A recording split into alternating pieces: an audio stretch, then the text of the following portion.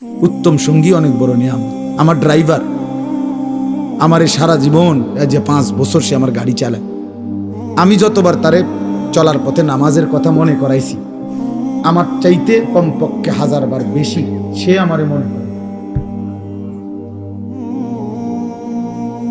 ঠিক এই 5 ওয়াক্ত নামাজের জন্য তার খেয়াল জামাত ধরার প্রতি আমার চাইতে 100 গুণ বেশি, 100 গুণ বেশি।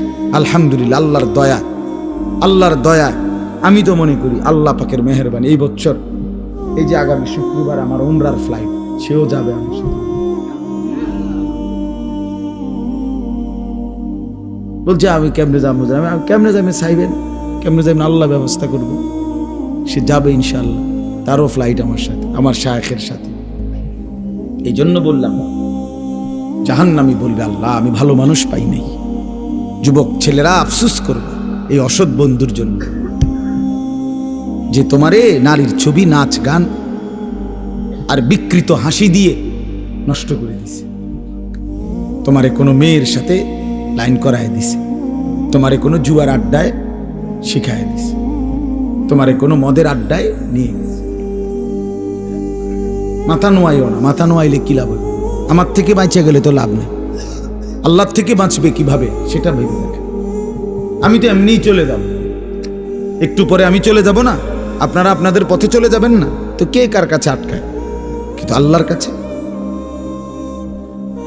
এই জন্য আজকে রমজান সামনেই, আমরা সবাই মিলে নিয়ত করি আমরা বদলাবো ইনশাআল্লাহ। মান লাম ইয়াদা কাওলা যুর ওয়াল আমালা বিহি ফালাইসা লিল্লাহি হাজাতুন আন ইয়াদা তাআমাহু ওয়া শারাবাহু।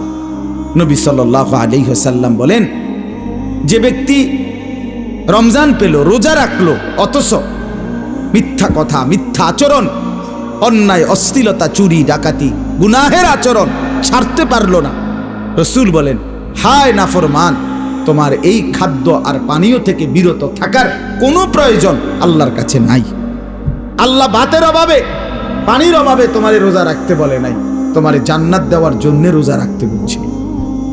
তোমারে বলছে লাআল্লাকুম তাত্তাকুন, তোমারে বলছে আমি মুত্তাকি বানাবো বান্দা তোকে, তোর ঈমান আমি নিলাম বান্দা। ইয়া আইয়ুহাল্লাযীনা আমানু, হে ঈমানদারগণ, মানে হলো বান্দা আমি তোমার ঈমান নিলাম, এবার আমি তোমাকে তাকওয়া দেব, লাআল্লাকুম তাত্তাকুন। তাইলে মাঝখানে একটা মাস সময় নিলাম, ঈমান তোমার গ্রহণ করলাম, তাকওয়া তোমাকে দেব।